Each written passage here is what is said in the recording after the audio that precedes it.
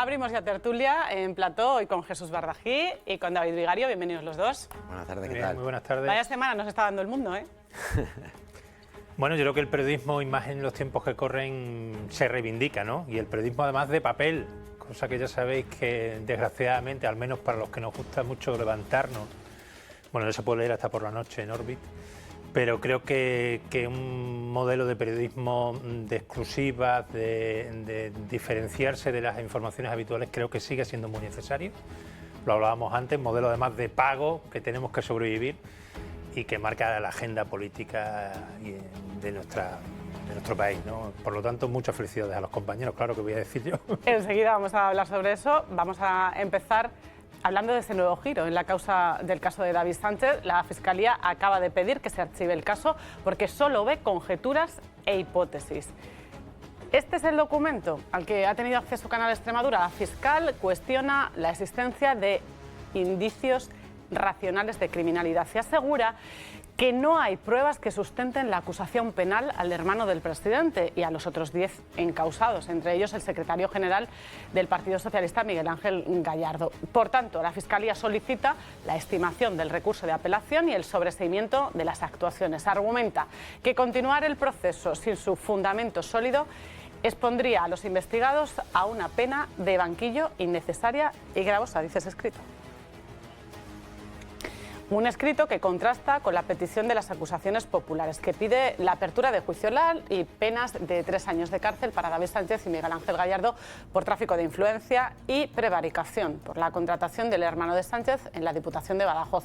Además, piden la inhabilitación de David Sánchez durante 12 años, varias multas y que devuelva lo que cobró desde 2017 hasta que se produjo su dimisión. Tenemos novedades, ¿no? Esa fiscalía que dice que se archiva el caso. No, pues yo creo que un poco está descontado que la fiscalía pidiese la libre acusación del acusado y de los 12 miembros más por todo lo que... Sí, ¿no os ha sorprendido? A mí me ha sorprendido que vaya tan en contra o tan diferente de los autos que había procesado la jueza Beatriz. Pero no sé por qué había un componente, puede ser político detrás, que hacía que a gran parte de la población no nos sorprenda este escrito de la Fiscalía, ¿no? Al margen de todo, que mucho más sabrán los abogados, el fiscal y la jueza, yo creo que lo que queda aquí, que al final el fondo de todo esto es que haya habido una plaza que jurídicamente no sabemos si podrá ser consolidada de una forma legal o no, pero que hay un trasfondo que toda la ciudadanía sospecha de cómo se ha obtenido esa plaza, ¿no? Y creo que hay un agravio comparativo, o se está creando un germen de un agravio comparativo importante con otras personas que sí han accedido a una plaza por oposición, ¿no? Al margen de lo que diga la justicia y que por supuesto habrá que respetar, claro. Enseguida, David, te doy paso, pero vamos a saludar ya a José María Bueno, el abogado que aglutina a las acusaciones populares. Buenas tardes, ¿cómo está? Muy buenas tardes. ¿Cómo calificáis la petición de la Fiscalía de archivar el caso? Bueno, yo no he leído todavía el recurso. Es un recurso de apelación lo que ha planteado la Fiscalía. Yo, en principio, pues, me tocará estudiármelo hoy, que es San Isidro, pero no me tocará estudiarme este recurso a lo largo del largo fin de semana. Y, en principio, no me ha sorprendido.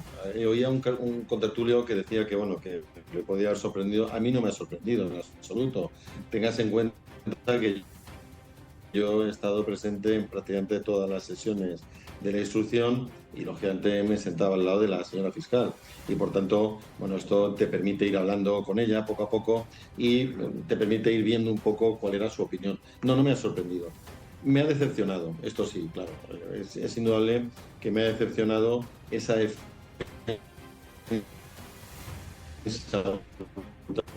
que está realizando, por lo que le decía también un contertulio. Es decir, aquí hay una cuestión de fondo muy grave. Y es que se sacó una plaza, que encima, recordemos, que la plaza que se saca es innecesaria, que eso también habría que decirlo. Porque me gustaría también explicar alguna cosa de esta plaza. Era una plaza con un trabajo que antes desarrollaba un señor que no estaba ni tan siquiera en la escala funcionarial, mucho menos alta dirección, y que después lo hacían unas personas en unas pocas horas a la semana. Bueno, pues esa plaza se reconvierte a nivel de alta dirección y se crea para un señor determinado. Esto, claro, esto es inaceptable, sobre todo porque había 11 aspirantes que yo creo que tenían derecho a un, digamos, a un fair play para poder acceder a ese puesto. Este recurso de la Fiscalía tiene mucho peso. ¿Es posible que se archive la causa al no haber acusaciones particulares? Buena pregunta también, efectivamente. No ha habido, que desde luego para manos limpias no es el recuerdo más feliz que pueda haber, ¿no? Por las consecuencias que luego tuvo para el secretario general, de los meses que estuvo en prisión. Afortunadamente luego se declaró su absoluta inocencia, ¿no? Somos, bueno, pues únicamente eran manos limpias, solamente no había más acusaciones populares, quien mantenía la imputación para la infanta, y finalmente la infanta tuvo que ir al banquillo, ¿no? De los acusados, y bueno, finalmente fue suelta, pero sí que fue allí. Es decir, aquí yo creo que va a haber juicio, repito, lo dije a la salida de los actos de investigación en los que estuve presente, y tengo claro que va a haber juicio. Señor Bueno, le escuchamos francamente mal, se nos va un poquito el audio. Le voy a hacer una pregunta más y vamos a despedir esta entrevista. A ver si es posible. La acusación, ustedes solicitan 3 años de cárcel para los acusados, hablan de tráfico de influencias y prevaricación, que son los delitos. Es la pena más baja de esa horquilla. ¿Por qué habéis decidido esta pena? No es la más baja, ¿No? mucho menos. En absoluto, ¿no? No, que va. Está dentro de la horquilla, Pensamos, ¿no? Una cosa que estamos hablando diferente. Claro, pero sí, por supuestísimo. Estamos hablando de diferentes tipos de delitos. Hablamos y además depende de quién lo cometa, ¿no? Es decir, estamos hablando de una prevaricación impropia, consistente en, bueno, pues en un nombramiento ilegal sin seguir los cauces reglamentarios previstos, y de una aceptación de nombramiento ilegal, pero en algunas partes de la acusación también afirmamos una prevaricación administrativa propia, pura y dura, ¿no? Es decir, la prevaricación administrativa se va a producir cuando todo el sistema montado es absolutamente ilícito y cuando se cometen irregularidades en una multiplicidad de resoluciones administrativas. Y luego el tráfico de influencias. El tráfico de influencias, pero repito, no. Lo que no hemos hecho es llevar a cabo una acusación temeraria yéndonos a la parte alta de la horquilla, en absoluto. Hemos baremado la pena como entendíamos que tenía que producirse. Entiendo que además que con esa pena sería muy difícil, que incluso aun en el caso que hubiera condena, que estas personas, los principales acusados, pudieran entrar en prisión, obviamente. Pero, repito, yo en los casos que llevo a mí no me gusta hacer acusaciones temerarias, y por tanto yo no me voy jamás a las partes altas de la pena si entiendo que no procede tal cosa. Señor Bueno, gracias por habernos atendido. Tendremos oportunidad de hablar en otras ocasiones, que hoy el audio se nos escuchaba francamente mal. Gracias, que tenga buena mañana. Sí. Muy bien, gracias a vosotros, adiós. Una vez que se conocieron esas penas pedidas por la acusación que estábamos hablando, preguntamos al abogado de David Sánchez. Emilio Cortés nos recibió en su despacho para decirnos que agotarán todos los recursos. Queda claro que hemos sorteado otras figuras delictivas que inicialmente sí estaban propuestas en los escritos iniciales de denuncia, como la malversación, el delito fiscal o el enriquecimiento injusto, pero esto ni nos conforma ni nos resigna. Vamos a llegar dentro de lo posible a agotar los recursos para poder evitar la celebración del juicio oral, como por otra parte sucede con cualquier cliente en este despacho que tenga un procedimiento penal en esta fase. Por cierto, que la defensa acaba de presentar este recurso en el juzgado, donde también pide el archivo de la causa, es decir, que no se abra juicio o la nulidad de las actuaciones. La defensa de David Sánchez asegura que se han vulnerado los derechos fundamentales, que el juzgado de instrucción no tiene competencias para llevar este caso y señala la ausencia de indicios racionales de criminalidad, en la misma línea que hacía la Fiscalía. Muchas novedades encima de la mesa. La última, este escrito de la defensa, que va en la misma línea que la Fiscalía, David.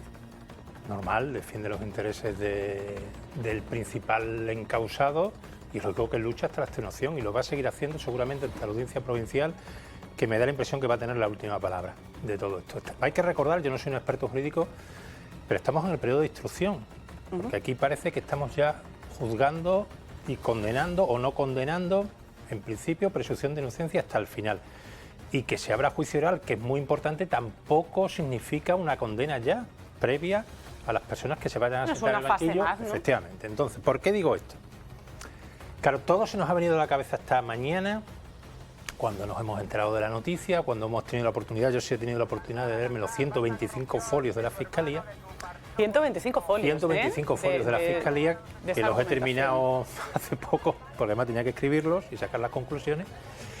Pues aquello que dijo el presidente del Gobierno, ¿de quién depende la Fiscalía? Eso es lo que se le puede venir a todo el mundo, a todos los españoles que hayan leído y eso. Pero por encima de eso, que es una consideración política, que es una pena que pensemos así ahora la mayoría de los españoles, o que nos hayan inducido a pensar así, yo me quedo con esos 125 folios, porque me parece que son un ataque desmedido, en mi humilde opinión, a la jueza. O sea, no solo que le intente desmontar los argumentos del auto de procesamiento, sino que veo en ese escrito una especie de intentar poner a la jueza en la picota. Y me explico.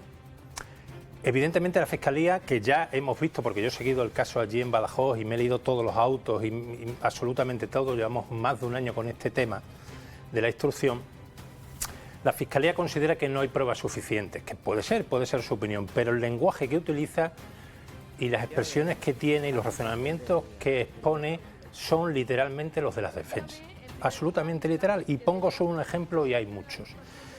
Ella defiende incluso, la fiscal, que ha tenido durante el proceso, dijéramos, un periodo o una actitud pasiva. A mí me decían los que estaban dentro, que hay que recordar que no hemos podido acceder dentro de la sala, decían, bueno, está de mera espectadora.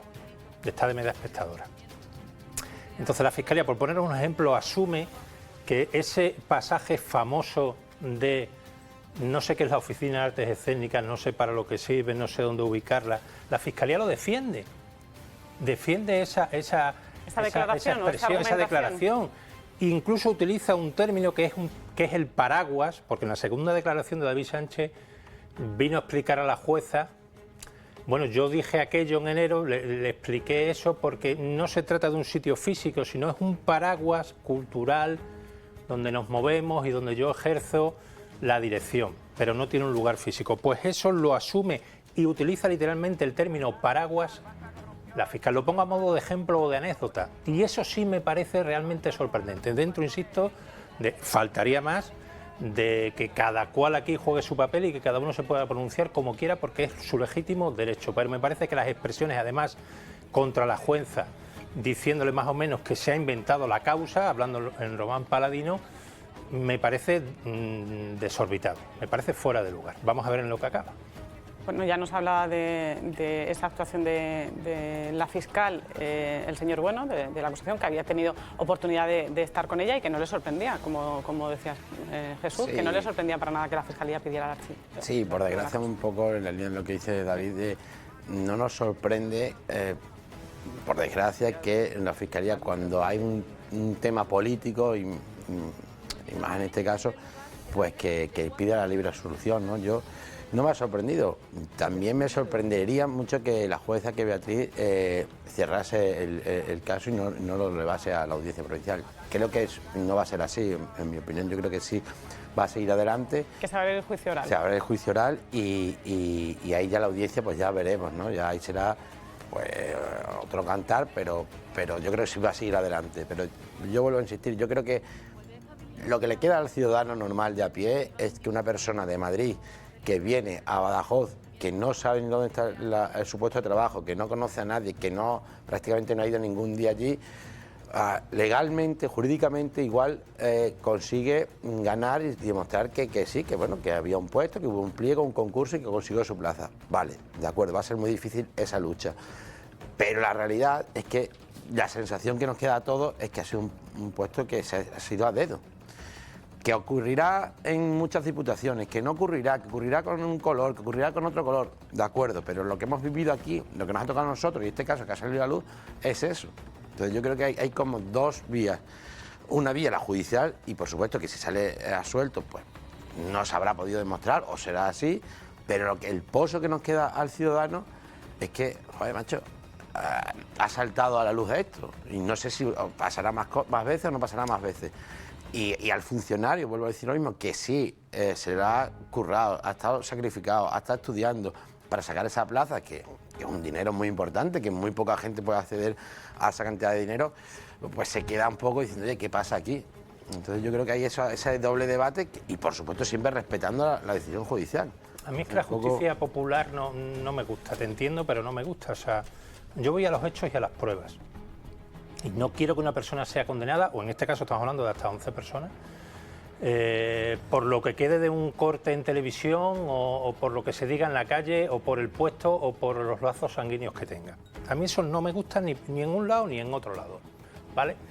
Pero sí me gusta que nos atengamos a las pruebas. Y yo creo que la jueza Beatriz Biedma durante estos casi 12 meses sí ha conseguido, con la intermediación de la UCO, de correos electrónicos, de declaraciones en el juzgado, las suficientes pruebas para por lo menos iniciar el juicio oral.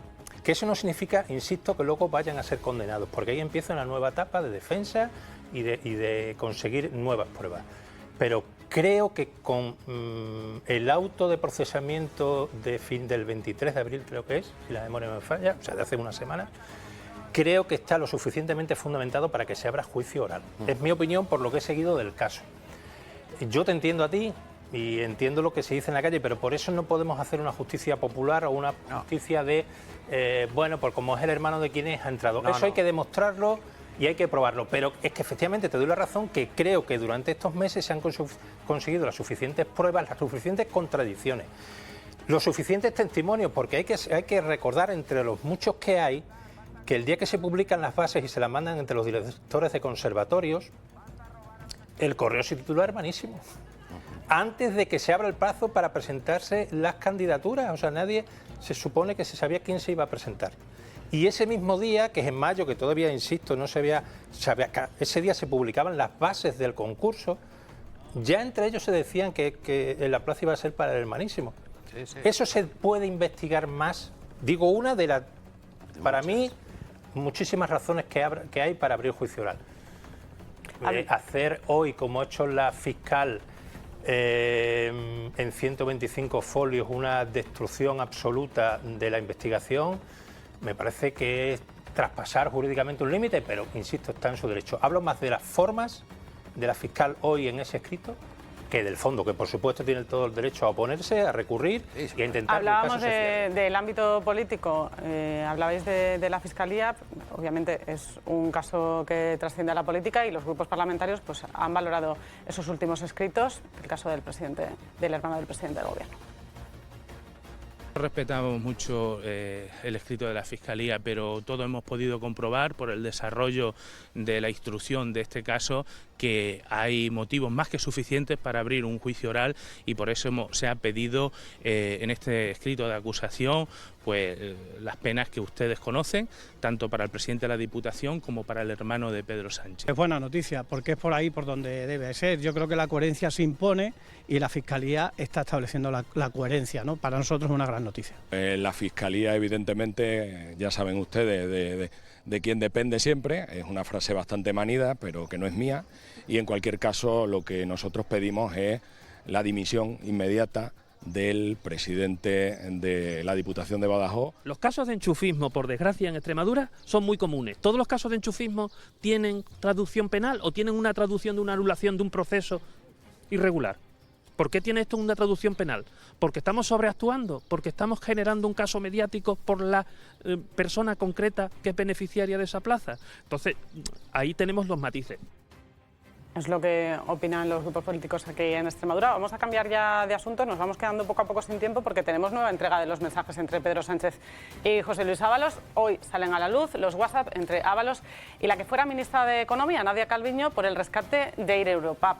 Según publica El Mundo, la cúpula del Gobierno se movilizó para salvar la compañía, aunque la actual presidenta del Banco Europeo de Inversiones puso pegas a este rescate, ya que sus dueños habrían cobrado dividendos millonarios durante la pandemia. También hablan esas filtraciones de la orden de Sánchez para iniciar una ofensiva contra el Partido Popular después de que se conocieran esos contactos de los populares con Bárcenas para ayudarle en sus causas. Dice literalmente Casado y Madrid Connection, hay que martillar ese clavo, decía el presidente del Gobierno en esos mensajes del Mundo. Bueno, nueva entrega, ¿no?, del Mundo, David. Hoy no sé, pero parecen mensajes un poco más light de lo que hemos tenido anteriormente. Yo creo que estamos viendo el final de un ciclo político. Por mis canas ya hemos visto muchos. Y me recuerda, por ejemplo, al final de la etapa de Mariano Rajoy, con aquel mensaje que, por cierto, no fue criticado por lo mismo que dicen ahora, que porque se publican, aquel de ser fuerte, ¿no? Entonces todo era consideración hacia mi periódico y periodismo de investigación. Ahora se publican en otro contexto. Ahora han dicho un poco mensajes, que es el ser fuerte, pero de la otra parte, ¿no? Claro, que por qué se publican o no. Pasado ese debate, que es obvio que es de interés público y que hay que publicarlo y que cualquier periodista, cualquier medio que lo tuviese, lo publicaría sin ningún lugar a dudas, yo creo que lo que realmente pone encima de la mesa es la descomposición política de un gobierno. Porque hay que subrayar que Ábalos no era un cualquiera, como no lo era Bárcenas en aquella época. Y Ábalos era la mano derecha de Pedro Sánchez en el partido y en el gobierno. Y yo creo que Ábalos no se quiere comer solo judicialmente este marrón. Ya está defenestrado políticamente. Su partido, aunque luego lo recuperó, le ha dado de lado. Está en el grupo mixto, pero claro, Ábalos sabe de todo y de todos. Porque hay que recordar que fue el primero de los primeros que se montaron en aquel coche. Por cierto, el kilómetro cero empezó en Don Benito, donde Pedro Sánchez recuperó la Secretaría General del Partido Socialista. Y en ese coche, que no cogían más de 5 y apretados, iba el señor Ábalos y alguno más. Por lo tanto, creo el inicio, ¿no? Estamos hablando del inicio cuando se presentó a las primarias y fue... Claro, cuando fue expulsado, ¿no? Y luego recuperó ante Susana Díaz, por cierto, que también aparecía Hablamos de esas primarias de 2015. Eso es.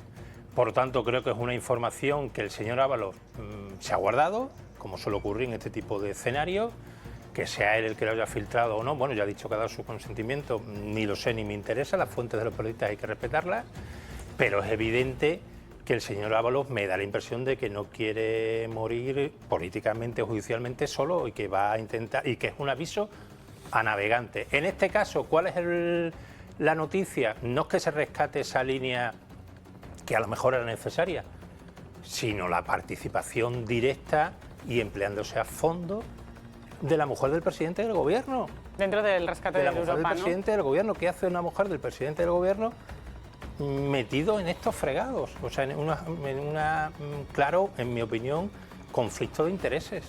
Y eso yo creo que es el debate de fondo y creo que es lo que se está sustanciando por encima de que todos en los WhatsApp, quien esté libre de pecado en un WhatsApp, que Oye, eso sale mucho aquí en esta tertulia, vamos a revisar WhatsApp a ver qué pasa. Pero no somos presidente del gobierno, no somos ministra de Economía y sobre todo el trasfondo de todo eso, insisto, es que quien los está poniendo en circulación está lanzando un serio aviso político de que no se lo va a comer solo. Y esto lo hemos visto ya desde el felipismo a la caída de Mariano Rajoy, etcétera, etcétera, etcétera. Se apunta directamente a Ábalos. De hecho, vamos a ver que Ábalos ha reconocido al diario El Mundo esos mensajes, lo ha hecho en sus redes sociales, ahí estamos viendo ese tuit. Eso sí, puntualiza que dio consentimiento para su publicación de los mensajes de 2023, porque dice literalmente que son de carácter positivo para él. Considera también Ábalos que demostraban que su incorporación en la candidatura de las elecciones generales de ese año, de 2023, no se debía a una intención espúrea de aforarse para protegerse,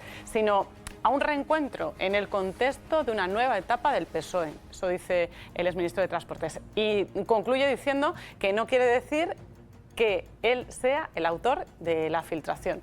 Sin embargo, David, bien apuntas que podría estar detrás, ¿no? Y que pero las personas... Esto es un chantaje al presidente del gobierno, es un aviso a navegantes. Yo creo que es un aviso a navegantes, sea él físicamente quien los haya dado o sea personas de su entorno, pero claro, si son mensajes suyos, a alguien se los ha tenido que trasladar.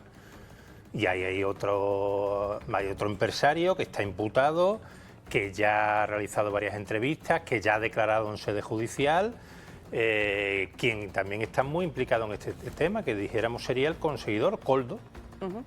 Entonces, vamos a ver, dentro de ese núcleo debe de estar. Mis mensajes los tengo yo, o a quien se los doy yo, o los archivo yo, o los meto en un disco duro yo, no lo tiene nadie fuera de mi entorno, ni tan siquiera familiar, ¿no? quiero decir, insisto, vuelvo a mi teoría. Esto es un asunto de, bueno, yo no me voy a comer el marrón solo, voy a dejar unas miguitas porque trascendentalmente y jurídicamente es verdad, salvo quizás lo doy sobre el rescate, que de ahí se puede tirar un poco del hilo, judicialmente tampoco tienen trascendencia, o sea, que descalifica a Guillermo Fernández Vara, que descalifica a Susana Díaz, lo sabíamos todo, estas son las pruebas. Insisto, primero, para mí certifica que es un gobierno aferrado ya a sí mismo, es decir, al propio presidente del gobierno y nada más, y en segundo lugar, una buena muestra de cómo se gobernaba entonces y de cómo, no estamos hablando de un cualquiera, sino del número 2 y que conoce muchas cosas y yo creo que ha lanzado él directamente o a través de terceras personas un serio aviso. Jesús, ¿estos mensajes tienen cabida en esa causa, caso Koldo, que lo hemos denominado, después pasó a denominarse caso Ábalos, porque Ábalos se enfrenta a muchos años de cárcel, a una prisión muy alta? Lo que conocemos de momento yo creo que jurídicamente no tiene cabida. No sabemos, yo creo que esto es la punta del iceberg y como quiera tanto Ábalos como el mundo ir filtrando en función de lo que Ábalos necesite del partido o el partido le dé a él, pues ahí irán saliendo cosas. Yo creo que lo que queda es un partido socialista como un gobierno muy tocado. No creo que sea un fin de ciclo, como apuntaba David, porque creo que Pedro Sánchez y este gobierno las han pasado de todos los colores y siguen ahí. No me refería a que vaya a haber elecciones anticipadas, me refería a que es un gobierno que está, nunca le vamos a poner el final, pero evidentemente en una última etapa, ahora que sigue teniendo apoyos en el Parlamento por independentistas, por tal, evidentemente. O sea, que no se hace la traducción como se podría haber hecho dentro del Partido Popular con este Congreso Nacional extraordinario, con esa petición de adelanto de las elecciones generales. Es que acordaros que el gobierno de Mariano Rajoy cae por el PNV fundamentalmente y por Ciudadanos cuando ellos consideran que el grado de corrupción ya era manifiesto y que no se podía seguir así. Hablamos de un cambio de postura o de posición dentro del arco parlamentario. Exactamente, y el PNV, recordaros que le había aprobado los presupuestos a Mariano Rajoy 7 días antes. 7 días antes de aprobar luego una moción de censura. Pero yo creo que ni el PNV, que está sacando mucho rédito, para el País Vasco, otra cosa que luego lo vaya o lo pueda pagar en las urnas y que ya no sea el partido allí mayoritario. Pero eso es una cuestión suya. Y sobre todo los nacionalistas están sacando un rédito absolutamente extraordinario, entonces no le van a dejar caer. Yo me refiero a un periodo dentro del propio Partido Socialista donde está absolutamente agarrado al poder el núcleo duro de Moncloa y a partir de ahí no hay nada más. Pero no hay nada más. Como lo que decía Alfonso Guerra, quien se mueve no sale en la foto. Pues aquí igual, quien mueve un poquito la patita no sale en la foto. Bueno, pero Ibarra iba a los congresos, hablaba, otros varones iban. Aquí no se mueve, o quien se mueve como Paje, o como Lambán, o como Guillermo en aquel momento, al final lo terminan pagando. Por eso. Al final lo terminan pagando. Pero Paje tiene mayoría absoluta en Castilla-La Mancha. Porque él yo creo que ha sido el único, junto a Lambán, que ha seguido coherente con su discurso dentro del partido, fuera del partido y ante los medios. Y yo creo que los ciudadanos lo premian. Y no se puede avisar, y el presidente del gobierno no puede arriesgarse a quitar estas dos cabezas que son las únicas que tienen en comunidades. Pero otros cargos intermedios, otros incluso ministros, como asomen un poquito la patita, va fuera. Entonces, bueno. ¿Qué grupo pensáis que se puede poner en contra del gobierno, que esté apoyando ahora al gobierno? Porque ahí estaría la clave, ¿no? Yo creo que ninguno. Sumar ya ha dicho, y ha salido Yolanda Díaz diciendo que es una filtración, que es un delito, o sea, posicionándose al lado del gobierno. Yo creo que es muy difícil un grupo que apoya al gobierno, que básicamente son todos menos PP y Vox, quite el gobierno, porque entienden que prefieren gobernar con este Partido Socialista, con independencia de WhatsApp, mensajes, corrupción, mucho rédito, ¿no? Sacan mucho rédito para sus comunidades, para sus intereses. Y la alternativa... ¿Puigdemont? ¿Lo va a dejar caer Puigdemont? No. Yo creo que no. ¿Cuál es la alternativa? Unas elecciones generales que ellos corren el riesgo de que ganen PP con Vox y se vean completamente fuera de todo. Sí, pero ¿y si llegan nuevos mensajes con, no voy a decir incriminatorios, pero nuevos mensajes con una corrupción a lo mejor mayor o en la que sí que hay atisbo de delito? David, ¿va a haber nuevos mensajes? ¿Va a haber más bombazo? No os aseguro que no lo sé, porque que están llevando desde Madrid, es verdad que tenemos nuestras reuniones, pero no os aseguro que si yo tuviera alguna información os la trasladaría. Y además, yo creo que a lo mejor no es que se la pasen todas a la misma vez, sino que eso va chorreando conforme pasa el tiempo, ¿no? Os quiero decir que... Tú lo sabrás bien, que eso va... Claro, o sea, tiras de la manta y luego vienen a salir cosas. Que el gobierno está cercado judicialmente por varios casos importantes, eso es una realidad. Eso es una absoluta realidad. Que eso en otras épocas hubiera derivado ya en un adelanto electoral seguro, pero aquí hemos hablado muchas veces de que los códigos éticos políticos, por propia iniciativa del partido que está en el gobierno, también han cambiado. O sea, no son los que le dejen de apoyar sus socios de gobierno, es que esto en la época de Felipe González adelantó elecciones, porque ya la corrupción del GAL, del BOE, etcétera, etcétera, etcétera, ya era un país insostenible. A eso es lo que me refería yo, que da la impresión de que estamos en un fin de ciclo, pero para la concepción política que algunos hemos vivido durante años en este país, esa concepción ha estallado, ha volado.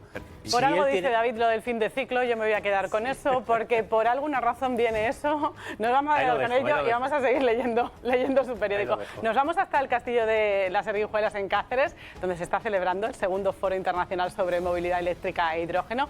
Se reúnen allí expertos, empresas y profesionales llegados de toda Europa, también de China, un sector en auge y con proyección de futuro en el que la tecnología avanza muy rápidamente y donde la autonomía va a ser clave para su impulso definitivo.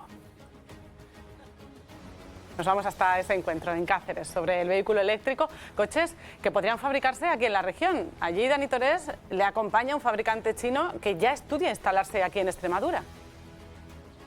Cita con el futuro aquí en este castillo de la Erguijuela de Cáceres. Aquí se verán muchos de los futuros proyectos que podrían o no llegar a Extremadura. Esperemos que sí, sobre hidrógeno verde, sobre nueva electricidad verde y sobre todo lo que será la nueva automoción, los nuevos coches eléctricos. Estamos aquí con el representante de una empresa china que fabrica esos coches. La empresa se llama Lu y el coche se llama Lumi. Es un pequeño utilitario. Se trata de Lucas Sarasnowski. Buenos días, Lucas. Coméntame el interés que tenéis aquí en Extremadura. Me decías antes que estabais en conversaciones para llegar, ¿no? Estamos en conversaciones para llegar aquí a Extremadura. Nos conocimos con Junta de Extremadura a través de su visita en Shanghái. Nos hemos encontrado en nuestra oficina y hemos hablado sobre nuestra idea y nuestra inversión de fabricar aquí en Extremadura nuestro coche pequeñito que se llama Lumi, como has dicho antes, y también las estaciones de cargas solares que tenemos en nuestra oferta, y porque tal como hemos hablado con la Junta, lo más importante aquí que falta en toda España son las estaciones de cargas. Pues es nuestra idea crear aquí el ecosistema completo, es decir, nuestro coche y luego estaciones de cargas. ¿Es importante el sol extremeño para que habéis llegado aquí? Sí, es súper importante y tal como hemos hablado antes, Extremadura es el sitio perfecto para este tipo de inversión porque tiene el más sol de toda España, ¿no? Una de las partes importantes es el tema de las estaciones de carga, que serían solares, serían como una especie de estaciones de carga autónomas, ¿no? Explícanos cómo funciona. Sí, que las estaciones van a llevar las placas solares y también van a llevar el pequeñito storage energy, donde se va a acumular la energía y de esta energía vamos a luego a cargar los coches. Una cosa que tenemos que hacer, pues hacer el estudio legal y administrativo, si estas estaciones autónomas se pueden construir y qué permisos necesitamos, que creamos que menos permisos que para las estaciones normales, pero todavía lo tenemos que hacer el estudio de mercado y también el estudio legal. Y luego el coche, el pequeño coche, ¿qué diferenciaría el Lumi, este coche que fabricáis vosotros, de otros utilitarios? Pues es importante que es el coche de budget, pues es el coche pequeñito para 4 personas, es el coche que podría ser para una familia como el coche el segundo coche, para llevar los niños al colegio, para los estudiantes, que el coche tiene bastante kilometraje, la distancia que es unos 300 kilómetros. Como he dicho antes, que es coche de budget, pues todavía estamos haciendo el estudio de mercado, pero va a tener el precio muy competitivo y también el diseño y es el coche comunidad es muy buena. Respecto al usuario, supongo que habrás conducido uno de esos coches y habrás conducido coches europeos. ¿Cuáles son las principales diferencias? Que los coches eléctricos son muy fáciles para conducir. Esto me sorprende mucho, que son súper fáciles porque no hay que tratar de gasolina, de los líquidos. Que el coche se maneja muy bien, es muy fácil para conducir, y esta distancia me sorprende mucho, que es 300 kilómetros, que es bastante y que es simplemente suficiente para las ciudades tal como estas, Cáceres y alrededores. En caso de Extremeña hay mucha gente que coge el coche para viajar entre ciudad a ciudad, que son pequeños kilómetros. Aquí sería ideal. No sé si lo habéis planteado como público objetivo. Pues no los voy a mentir, que tiene su distancia de 300 kilómetros. Pues por eso también hemos hablado con la Junta de Extremadura, que lo más importante es también desarrollar la red de las estaciones de cargas, que esto puede promover el transporte sostenible, y esto es lo más importante. De hecho, LUM quiere entregar aquí en Extremadura el ecosistema completo, no simplemente el coche, que cada uno puede producir y vender el coche, pero también nuestras estaciones de cargas solares, que para nosotros también es importante, que lo podemos facilitar para nuestros clientes, pero también para todos los otros usuarios de los coches eléctricos.